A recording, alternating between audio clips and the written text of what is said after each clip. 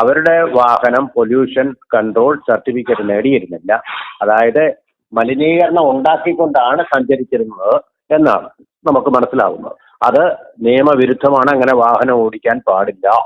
സാധാരണ നമ്മളൊക്കെ ഓടിച്ചു കഴിഞ്ഞാൽ പെറ്റി അടിക്കുകയും ഒക്കെ ചെയ്യുന്ന കേസാണ്. പെറ്റിയല്ല, നല്ല ഫൈൻ തന്നെ ഈടാക്കുന്ന ഒരു കാര്യമാണിത്.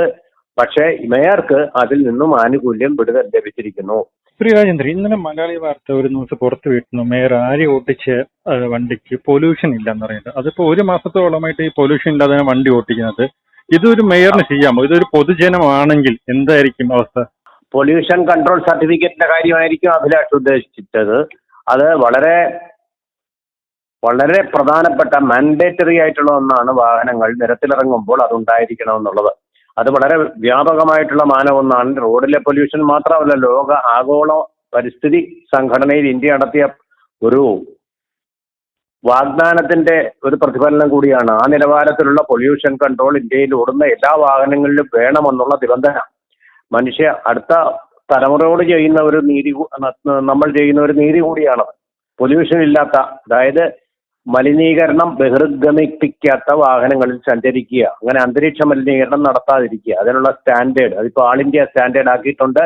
നമ്മളിപ്പോൾ പൊല്യൂഷൻ കൺട്രോൾ ബോർഡിൽ ചെന്നൊരു സർട്ടിഫിക്കറ്റ് വാങ്ങിക്കുക, അല്ലാതെ അപ്ലോഡ് ചെയ്ത് വാഹൻ എന്നുള്ള ആപ്പ് വഴി അത് ലഭ്യമാക്കുക.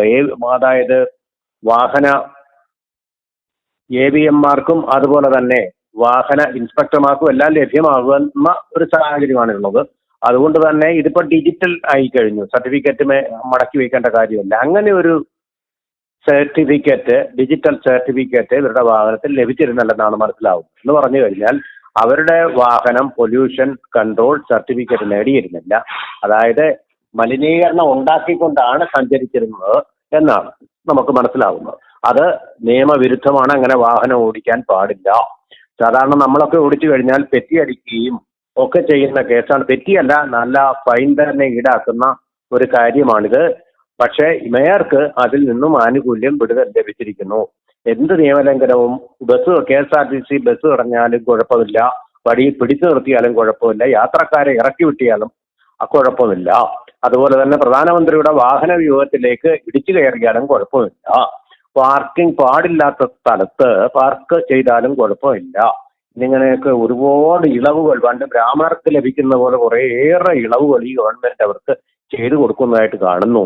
അപ്പോ പൊല്യൂഷൻ കൺട്രോൾ സർട്ടിഫിക്കറ്റ് അപ്ലോഡ് ചെയ്തിട്ടില്ലാത്ത ഒരു വാഹനത്തിൽ അവർ സഞ്ചരിക്കുകയും അതിനൊരു ഫൈനും ഇല്ലാതെ ഈസി ആയിട്ട് പോവുകയും ഒക്കെ ചെയ്തിരിക്കുന്നു. അപ്പൊ ഇത് നമുക്ക് അല്ലാതെ തന്നെ മനസ്സിലാവുന്നതാണ്. ഇപ്പോ FIR-ൽ കൊടുത്തിരിക്കുന്ന വാഹനത്തിന്റെ രാജേന്ദ്രൻ എന്ന് പറയുന്ന ആളുടെ പേരിലുള്ള വാഹനമാണ്. ആ നമ്പർ അനുസരിച്ച് അതിന് പൊല്യൂഷൻ കൺട്രോൾ സർട്ടിഫിക്കറ്റ് കിട്ടിയിട്ടില്ല എന്ന് പറയുമ്പോൾ ആ ഒരു കേസിൽ തന്നെ അവരുടെ പേരിലുള്ള മറ്റൊരു കേസ് വന്നിരിക്കുകയാണ്. അതായത് പൊല്യൂഷൻ കൺട്രോൾ സർട്ടിഫിക്കറ്റ് നേടാത്ത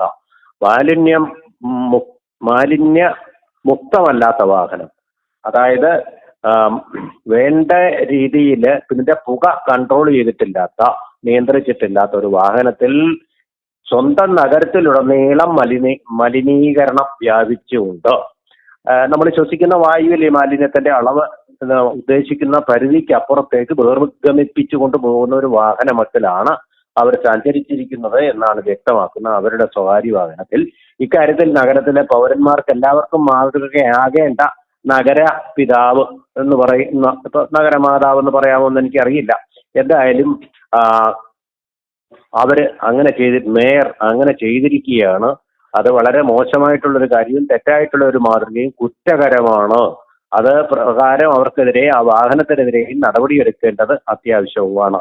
അപ്പൊ അങ്ങനെ സങ്കീർണമായിരിക്കുകയാണ് ഈ കേസ്.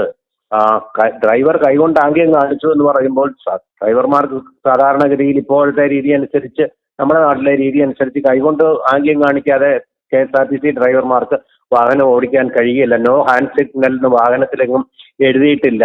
അവർക്ക് കൈ വെളിയിലിട്ടിട്ട് ഇടത്തോട്ട് തിരിയുമ്പോഴും വലത്തോട്ട് തിരിയുമ്പോഴും നിർത്തുമ്പോഴും ഒക്കെ ആംഗ്യം കാണിച്ചില്ലെങ്കിൽ ട്രാഫിക് അപകടങ്ങൾ ഉണ്ടാവും. ആ രീതിയിലാണ് KSRTC ബസ്സുകൾ ഓടുന്നത്. കംപ്ലീറ്റ് AC ആയിട്ടുള്ള വിദേശ റോഡുകളിലെ വാഹനങ്ങളെ പോലെ അല്ലല്ലോ. തീർച്ചയായിട്ടും അപ്പോൾ കൈ കാണിക്കേണ്ടി വരും. വലത്തോട്ടോ ഇടത്തോട്ടോ നിർത്തലും ഒക്കെയുള്ള സ്റ്റോപ്പ് കൈകൊണ്ട് തന്നെ കാണിക്കാനാണ് പോലീസ് ഇവരോട് നിർദ്ദേശിച്ചുള്ളത്. അല്ലെങ്കിൽ അത് നിയമവിരുദ്ധമാണ്. അങ്ങനെ വല്ല കൈകളുടെ ആംഗ്യവും കണ്ടിട്ട് അത് ആംഗ്യമാണോ എന്ന് പറഞ്ഞാണോ എന്നറിയില്ല. എന്തായാലും ശരി, ഇങ്ങനെയൊക്കെ ആണെങ്കിൽ ഡ്രൈവർ കുറ്റം ചെയ്തു എന്ന് തന്നെ ഇരിക്കട്ടെ. പക്ഷെ അതിനേക്കാൾ വലിയ കുറ്റങ്ങളാണിപ്പോ മേയർക്കെതിരെ, മാതൃകാ പൗരയായിരിക്കേണ്ട മേയർക്കെതിരെ വരുന്നത്. പൊല്യൂഷൻ കൺട്രോൾ സർട്ടിഫിക്കറ്റ് നേടിയിട്ടില്ലാത്ത മാലിന്യം പരത്തുന്ന വാഹനവുമായിട്ടാണ് അവരിപ്പോ യാത്ര ചെയ്തിരിക്കുന്നതും വണ്ടി തടഞ്ഞിരിക്കുന്നതും എന്നെല്ലാമുള്ള കേസുകളാണിപ്പോ പുറത്തു വന്നുകൊണ്ടിരിക്കുന്നത്. അപ്പോ ഒരു കുറ്റങ്ങളുടെ ഒരു നീണ്ട ലിസ്റ്റ് തന്നെയാണ് മേയർക്കെതിരെ ഇപ്പോൾ വരുന്നത്. ഡ്രൈവർക്കെതിരെ ഒരു കുറ്റമേ ആരോപിക്കപ്പെട്ടിട്ടുള്ളൂ. പക്ഷേ മേയർക്കെതിരെ പലതരത്തിലുള്ള കുറ്റങ്ങളുടെ ഒരു പ്രളയം തന്നെ, നഗരത്തിലെ പ്രളയം പോലെ തന്നെ ഒരു പ്രളയമാണ് ഇപ്പോൾ രൂപപ്പെട്ടിരിക്കുന്നത്. എന്തായാലും അത് വളരെ ഈ വാർത്ത വന്നതോടുകൂടിയാണ് KB ജനേഷ് കുമാർ ശ്രദ്ധയിലും ഈ വാർത്ത പെട്ടിട്ടുണ്ട് നമ്മൾ അറിഞ്ഞത്. അതെ, സമർത്ഥമായിട്ട് മലയാളി ചാനൽ കണ്ടുപിടിച്ചിരിക്കുന്നത് പോലെ ഒരുപാട് ഇക്കാര്യത്തിൽ ഒരുപാട് പുതിയ പുതിയ വാർത്തകൾ, ആരും കേട്ടിട്ടില്ലാത്ത ഞെട്ടിപ്പിക്കുന്ന വാർത്തകൾ തന്നെ മലയാളി വാർത്തകൾ പുറത്തുവിട്ടിട്ടുണ്ട്. ഇതിനെതിരെ എന്ത് നടപടി ഉണ്ടാവും വരും ദിവസം കണ്ടിരുന്നു. നന്ദി Shri Rajendran. Okay, thank you.